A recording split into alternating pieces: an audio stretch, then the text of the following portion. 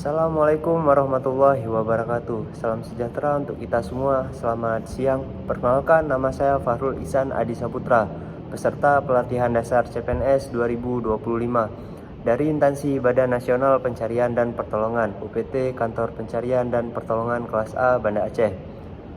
Pada kesempatan ini, saya ingin berbagi sedikit refleksi dan pemaknaan saya terkait pembelajaran di hari kedua agenda 3, khususnya mengenai materi manajemen ASN dan Smart ASN. Saya menyadari bahwa menjadi ASN bukan sekedar pekerjaan rutin yang dijalani setiap hari. Ada tanggung jawab besar di balik status tersebut. Materi tentang manajemen ASN membuka wawasan saya tentang bagaimana ASN seharusnya dikelola secara profesional, akuntabel, dan berorientasi pada pelayanan.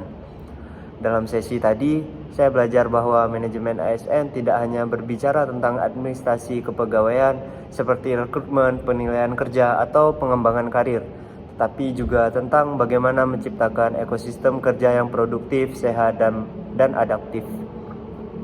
Manajemen ASN adalah soal mengelola manusia menjadi motor utama pelayanan negara. Dan jika manusia yang dikelola adalah ASN, maka kualitas layanan publik ditentukan oleh seberapa baik ASN itu dimanajemeni.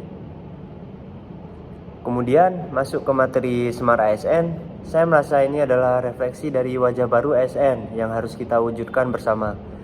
Smart ASN bukan hanya sebuah jargon, ia adalah gambaran tentang aparatur negara yang memiliki nilai integritas, nasionalisme, profesionalisme, wawasan global, penguasaan teknologi informasi, kemampuan berbahasa asing, pelayanan prima, dan memiliki jiwa hospitality.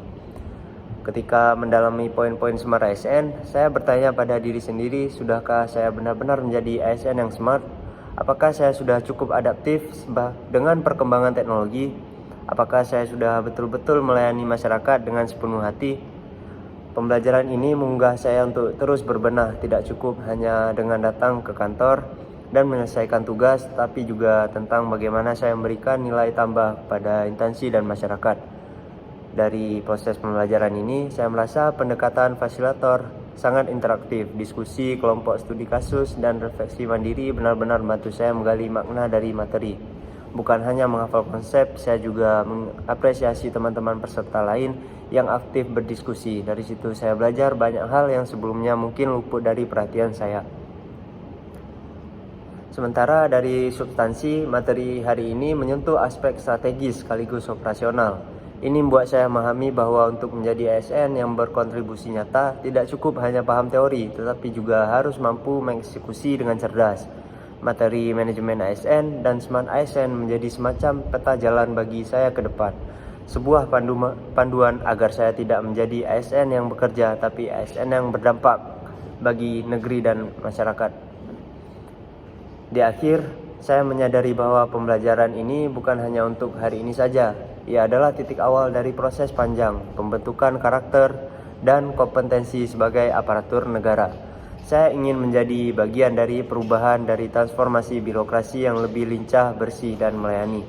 Saya berkomitmen untuk terus meningkatkan kompetensi saya, membuka diri terhadap teknologi baru, membangun jejaring, dan yang terpenting bekerja dengan hati. Karena pada akhirnya pengabdian ASN adalah bentuk tertinggi dari pelayanan kepada bangsa dan negara. Demikian refleksi singkat dari saya. Terima kasih karena telah mendengarkan. Wassalamualaikum warahmatullahi wabarakatuh. Salam quick respon, Afiknam Jagat Samagram, profesional modern teruji. We are family. I'm sorry to interrupt, it's just I'm constantly on the cusp of trying.